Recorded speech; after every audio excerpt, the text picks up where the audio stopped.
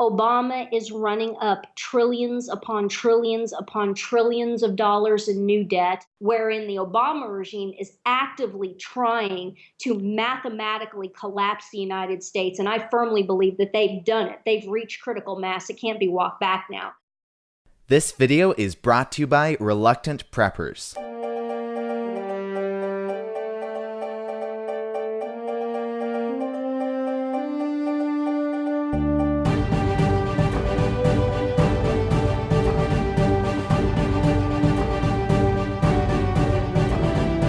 Click here to subscribe for free to reluctantpreppers.com. Hey everyone, this is Elijah Johnson with financeandliberty.com. You are listening to a Finance and Liberty interview, and our guest today is Ann Barnhardt from the former Barnhardt Capital Management. Thank you so much for joining us, Ann. Oh, thanks, Elijah. Thanks for having me, and thanks for the opportunity to visit with you. I appreciate it. Well, we really appreciate it too, and since we haven't had you on before, why don't you tell us a little bit about yourself? And I guess first, can you tell us a little bit about your Barnhardt Capital Management and why you shut it down? I know in a video you made, you said, it doesn't matter how honest your brokers, wealth managers, or local bankers are, the problem is systemic, and it will touch every person on earth. And I know you shut down your brokerage because even though your clients knew that you were honest, the problem was you weren't the one who could protect their money. Can you expand on that?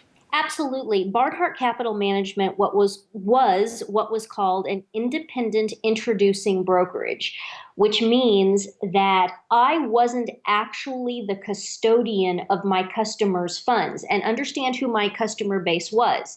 My customers were farmers and ranchers. I was a true commercial hedge broker. I was doing livestock and grain risk management with farmers and ranchers, meaning that my clients actually owned and possessed the physical commodity. They actually owned and possessed the physical cattle and the physical grain, and they were using the futures and options market in order to lay off risk and literally forward contract their cattle and grain production and needs. And so I, as an independent introducing broker, all I was doing was I was introducing them to an FCM. An FCM stands for Futures Commission Merchant. Those are the big clearing houses in Chicago and New York. Of course, all of my business being agricultural was in Chicago. And so I wasn't actually the custodian, the legal custodian of my customers' money. I was just introducing them to whoever I was clearing through. And at the time of my shutdown, I was clearing through Penson, Penson. And as a lot of your listeners might know, Penson failed in mid 2000. Let me get my years straight. Mid 2012. The guy who was running Penson had evidently made some absolutely ludicrous $45 million bet on some horse track out in the middle of Texas. And as soon as I got wind of this and started watching the bond yields on the company, I knew that it was just a matter of time before Penson went under. But that's not actually what precipitated the closing of my commodities firm. Of course, the closing of my brokerage was precipitated by MF Global and John Corzine just outright stealing $1.6 billion with a B, billion dollars in segregated customer funds. It was an unprecedented event, completely unprecedented. And it wasn't just the fact that John Corzine stole the $1.6 billion in segregated customer funds. The thing that truly led me to shut down my brokerage 2 weeks later was the fact that the Chicago Mercantile Exchange, whose entire function and purpose it is to stand in the middle of all futures and options transactions and be the de facto counterparty and the guarantor so that client A doesn't need to worry about the creditworthiness of client B on the other side. So what that means, and what this has meant all throughout the history of the Mercantile Exchange and the Board of Trade in Chicago, is that whenever a firm has failed and gone under, and it's happened many, many times before, the exchange has always stepped in and guaranteed all of the contracts, guaranteed everything that was going on, and in fact, even bought out, in essence, the failed commodities firms, and then, turned around and taken responsibility for reparsing out those assets, selling them, basically, as it were. Now, the day that MF Global failed, in total, the company was worth a little bit over 6 billion, with a B, 6 billion. The stolen customer funds were about, we now know, 1.6 billion, with a B. The Chicago Mercantile Exchange, and Terry Duffy, who is the CEO of the Merc, he was sitting on an emergency slush fund of over $8 billion. Okay, so the Merc, on the day that MF Global failed, could have completely bought out the company, guaranteed and backstopped everyone and everything without even breaking a sweat, and still had about $2 billion left over in its emergency slush fund. The fact that Terry Duffy and the Mercantile Exchange elected not only to not do that, but to lock those customers out of their accounts for in excess of a week, not even allowing them to liquidate their positions.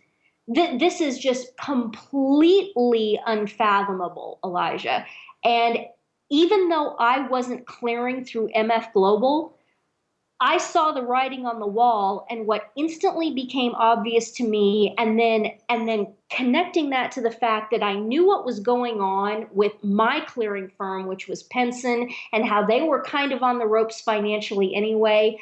What I took from the MF Global collapse was that Terry Duffy and the rest of the Mercantile Exchange elected not to execute their fiduciary duty as the clearing firm, elected not to step in and backstop MF Global. And the question is why?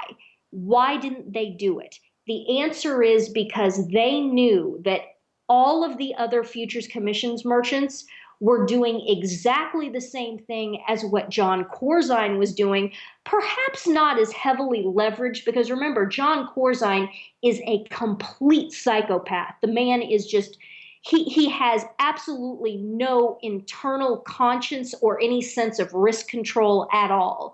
So yeah, he had MF Global leveraged to an absolutely unfathomable level. But the fact of the matter is, Elijah, is that Terry Duffy knew that all of the other FCMs were doing exactly the same thing that John Corzine was doing, which is to say that they were taking customer money, customer segregated funds.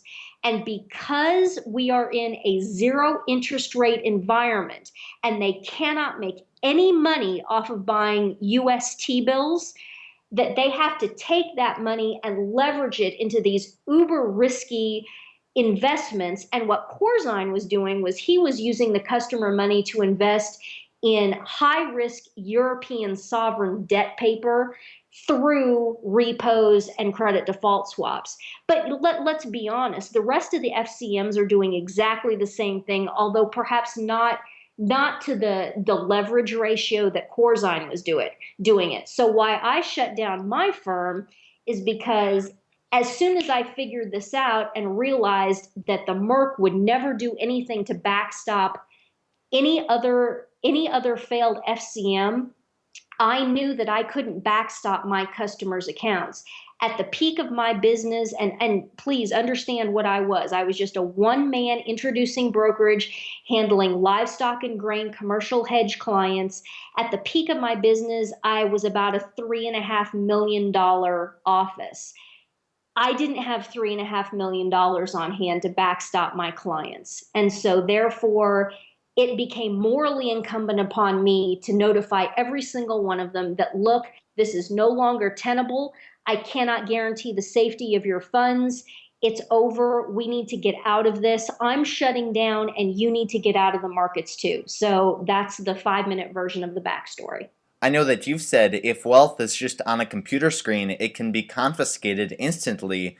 And I know that's what we saw. You mentioned MF Global, but that's also what we saw in Cyprus. What's your take on that? Well, exactly. Cyprus is just the next step after MF Global. MF Global was a private business entity, and so I truly believe that MF Global was the test case. I think that they did MF Global and Corzine in collusion with the Obama regime because he's up to his eyeballs in the Obama regime. Corzine was widely understood to be Timmy Geithner's replacement as Treasury Secretary. If the MF Global thing hadn't happened, in fact, they even had this written into the MF Global bonds that if Corzine was named Treasury Secretary, that I believe there was a 100 basis point increase in the payout on the MF Global bonds if that happened.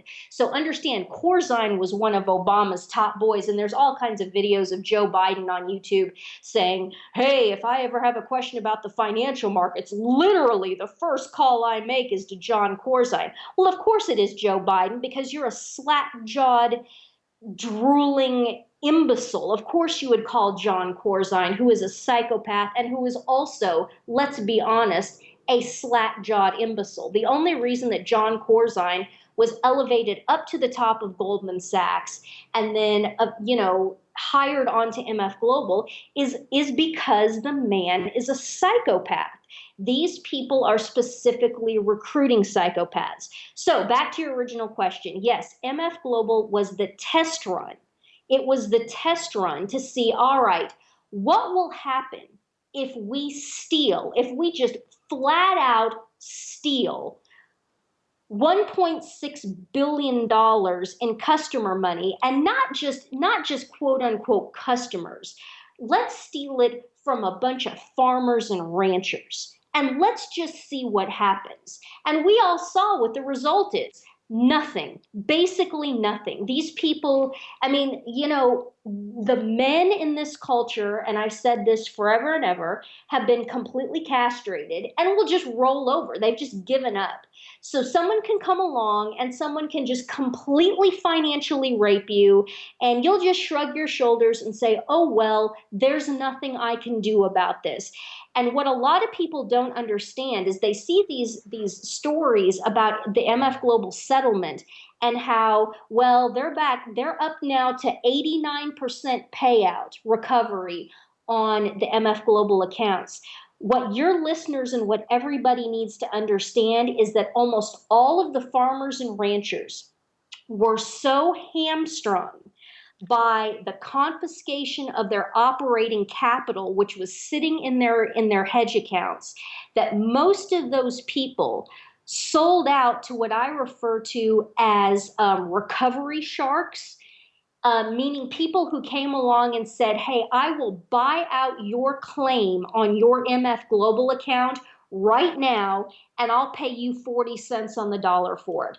A lot of my farmer and rancher people were so hamstrung in terms of cash flow by having their commodity account completely stolen that in order to stay in business, they had no choice but to sell out their claims to these recovery sharks for, tops 40 cents on the dollar. So when you read these stories saying that, hey, the MF Global payout is all the way back up to 89 cents on the dollar, understand that the most vulnerable people, the farmers and ranchers, almost none of them are left. Almost none of them are left holding an MF Global claim because they had to sell out early on to keep from going bankrupt. That's an incredibly important point that I think is lost on a lot of people. I know that you've said before that nobody really understands the current state of our economy right now, how dire the situation is. And you're talking about the Cyprus situation, the MF Global situation. Should people be worried about their money? And if there was one thing you had to tell them to do with their money right now, how can they keep their money safe? Oh, no question at all. And back to your question about Cyprus. Cyprus is just MF Global, but on a national sovereign level. It is absolutely guaranteed to be coming to the United States. First, it will get into the rest of Europe, and I've heard, through the grapevine that Eastern Europe, Slovakia, that kind of thing. That's who's next in terms of having the Cyprus maneuver done on them. All bank accounts are now fair game. People in the EU are now openly saying that bank confiscations will be required and will be executed in order to bail out the European banking system, which is an unsalvageable disaster. It is mathematically unsalvageable. And where this business of confiscation will first hit the United States is absolutely in terms of retirement accounts, and then it will eventually get into bank accounts. And I've been talking about this for a good long time. Carl Denninger has been talking about this for a long time, and Warren Pollock has been talking about this for a long time. That if you just simply sit down and look at the mathematics of the banking situation, of the global financial system, and the financial system in the United States, you come to no other conclusion than the necessity for bank holidays and the sweeping of demand deposit accounts. And again, this is a point that I've made many, many times, but if I can touch one more person with this explanation, I'll do it. And that is, well, Anne, I don't have to worry about that because my bank is FDIC insured. Okay, stop and think about this. If the entire banking system collapses, even if just a quarter of the banking system collapses, remember the banking system in the United States is, it oscillates between eight, let's call it 8 and 10 trillion in demand deposits. Okay. If a quarter of that fails, which it very easily could, because the top tier, the top 5 or 6 banks in the United States in terms of demand deposits are carrying in excess of 100 trillion in derivatives exposure. If the top 5 or 6 banks in the US fail, how in the world is the FDIC going to pay out on that? You've got a banking system with, let's call it, around 10 trillion in demand deposits. And the last number I saw for the FDIC, and it might be a little bit higher than the last one I saw, but the last number I saw for the FDIC was that they had 11 billion. Okay, so the demand deposits are 10 trillion with a T. The FDIC only has a pool of 11 billion with a B. Okay, this makes no sense. You're not going to get anything. It's going to be just like Cyprus. It's going to be exactly like Cyprus, and they're going to say, okay, you're going to get X% of your demand deposit account A, frozen, then swept, and if you don't like it, that's just tough. And I would also throw in that we've just seen within the last week, what is Argentina doing? And ladies and gentlemen, keep a close eye on Argentina, because Argentina is basically the forerunner of everything that is happening. It's almost like the global Marxist regime is looking at Argentina as the template for the series of events that can be carried out. What has Argentina declared just within the last week? Either you buy Argentinian bonds or we will come after you and we will put you in prison. I mean, that's where all of this is eventually leading. There's also this business of forcing people to convert bank deposits into bonds going out in other locales in Europe as well. And eventually it will come to the United States, because as bad as all of these European and South American sovereign nations are, let's not kid ourselves. Mathematically speaking, the worst country is the United States. What's the difference? Here's the analogy I make. The United States, because it is by far the largest economy on the planet, is like a 747 cruising along at 42,000 feet at 600 miles an hour. If all four of the engines simultaneously cut out, the glide ratio on that 747 is a tremendous distance. So it's going to be able to glide for a long way. But if it doesn't make it to an airport, it is going to crash and burn, and everybody is going to die. Whereas these smaller countries in Europe, take a Cyprus, for example. Well, goodness, a Cyprus, if we're going to make an airplane analogy, is just like a little bitty Piper flying around, you know? If all the engines cut, you could conceivably land a Piper in a cornfield somewhere. You can't land a 747 in a cornfield somewhere.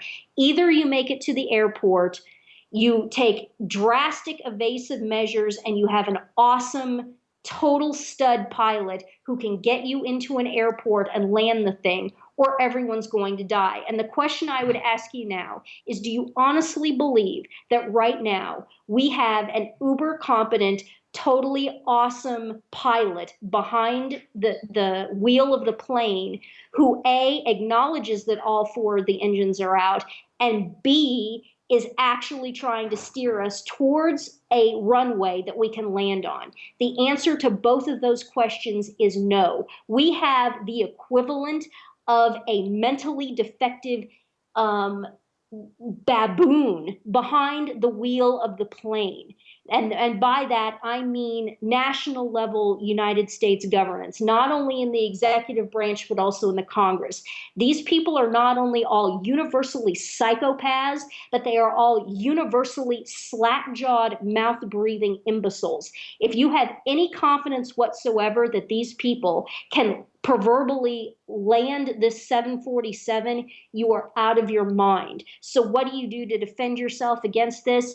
Withdraw from the system, get as much of your money out of the financial system as you possibly can, hold some of it in cash because the US dollar will persist as being a unit of value for some period of time. But even though I am not a metals bug by any means, when you are in an emergency situation and you are looking at sovereign collapses, yes, metals absolutely are the place to be. Gold and silver diversified. All right, and I wanted to move now to this topic of, the U.S. collapsing, as you're saying, and you've said that nothing can stop the economy from collapsing. Quote, when the U.S. rates uptick, the last vestiges of the now dead republic will implode. So do you see when this imploding of the United States economy happens, you're saying it'll just take down the whole financial system of the world, are you saying? Absolutely, yes. We've Obama is running up trillions upon trillions upon trillions of dollars in new debt. The most conservative figure is something like 1.2 trillion in new debt per year. The truth is it's more than that, because that figure actually isn't counting the new debt being incurred by Social Security and Medicare. So now understand, okay, Obama since 2009, and then George W. Bush before him was running up large amounts of debt, but Obama has just taken it to this completely mathematically untenable, basically Cloward and Piven strategy level, wherein the Obama regime is actively trying to mathematically collapse the United States. And I firmly believe that they've done it. They've reached critical mass. It can't be walked back now. But understand, let's just call it from the beginning of the Obama regime in 2009. Okay, fine. He's running up $1 trillion in new debt per year, and that debt is being issued, in treasury paper via money, US dollars being just arbitrarily printed out of thin air by the Federal Reserve, and that treasury paper is being issued at what is basically 0%. 90-day T-bill rates just a few years ago were hovering around 5%. They've now been at zero since the beginning of the Obama regime. So you're issuing $1 trillion a year at minimum in new debt, and you're doing it at 0%. Okay, what happens when you take that debt that you have issued and you uptick the interest rates just a little bit, and just to, let's say that treasury paper rates uptick to 3%, which historically is extremely low in an historical context. I mean, 5% was even considered to be historically very low for treasury paper.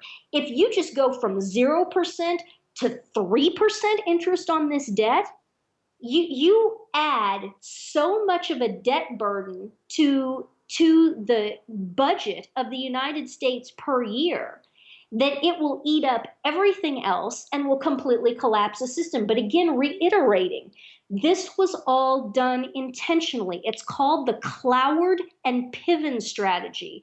Cloward and Francis Fox Piven were professors at Columbia University during the 60s and 70s and perhaps into the 80s. And they taught this cadre of these neo-Stalinists, of whom the front man, of whom the puppet is this guy who is purportedly named Barack Obama.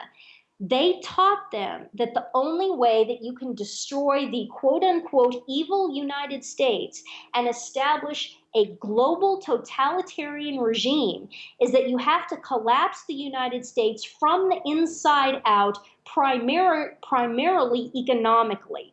And the way you do that is by overloading the federal government with all of these entitlements and all of this debt, and then collapse the entire thing from the inside out. You can't attack it from the outside because the United States was formerly too strong to be attacked militarily from the outside. The way to bring the United States down, and make no mistake, that is the objective of these people. They are traitors.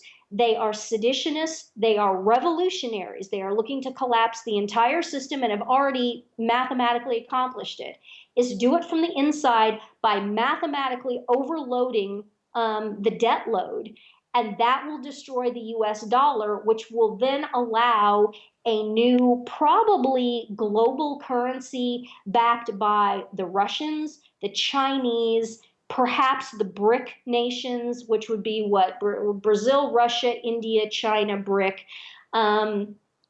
To get them to establish a new currency with perhaps some involvement with the Middle East as well. And if you destroy the US dollar, you basically destroy the United States. So before we let you go, can you just lay out for our viewers where you see this all going? I mean, what is the end game of all this? I wish I could end on a better note with you, Elijah, but it's not good at all. I see a total systemic collapse of the United States. I see a total systemic collapse of the US dollar and the financial system, which is why I urge everybody to get out, get out, get out. And if you don't understand what get out means, then there's nothing I can do to help you. I can't tell you how many emails I get per day from people saying, well, I heard you on your interview and I read everything you write, but when you say get out, what exactly do you mean? You don't mean my Fidelity IRA, do you? Okay, if you're so obtuse and you are so thick-headed that you cannot understand what get out means, I can't help you. And there are people who email me and say things like, well, I can't get out of my 401k because then I'd have to pay X number of dollars on in terms of tax liability. And then, well, I can't do that. I'm not going to pay taxes. I'm just going to sit and hold on to it. Okay, you're going to all of it stolen. What would you rather do? Would you rather pay your tax bracket in taxes or have 100% of it stolen? And what I would even say beyond that is, what is the matter with you? Why are you even still paying taxes? At this point, paying taxes is like paying taxes into the Third Reich. Really? You're a German in 1941 and you have a conscience and you have a brain in your head. Why are you paying taxes to Hitler? That's exactly what's going on here. A mass federal tax strike would go a long way to correcting all of this. But of course, people are so chicken and so terrified of the IRS. Oh no, we can't do that. And of course, Elijah, what are the headlines of the last week?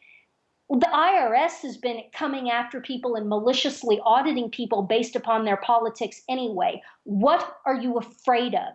What are you afraid of? How are you going to fix this? How are you going to correct this political system? If you refuse to do anything on the offensive tactical side, if all you're willing to do is cower and hide and play prevent defense, how are you going to fix any of this? You have to go on offense. You have to fix your bayonet and you have to charge. You have to be proactive. Do what I did. Declare a federal tax strike. If enough people do that, maybe the government would get the message if tens of millions of Americans just didn't file. You really, IRS, you want to come audit all of us? You bring it. We're not paying for this anymore. You're paying for a cult of child sacrifice. You are paying for a cult of the ratification of sodomy, and you are paying to arm Mohammedans who are coming to kill you. How in the world can you justify this anymore? A federal tax strike would go a long way. So my 4-point plan is media strike, cancel your cable and satellite. B, tax strike. C, eventually it will come to the fact that we should be doing general strikes, which means a total work stoppage. You don't go to point C until you've done the first two, because point C, a general strike, actually harms the businesses of your neighbors. But as we saw with solidarity in Poland, general strikes do have a place and they do eventually need to be utilized. And then once you've done points A, B, and C, if those don't work, that's when we go to armed counter-revolution. And remember, we are not revolutionaries. Revolution means turning away from God. That is what the Obama regime is. That's what Marxism is. It's a rejection and a turning away from God. We want to turn back to God. We want to be a godly, moral society with the rule of law.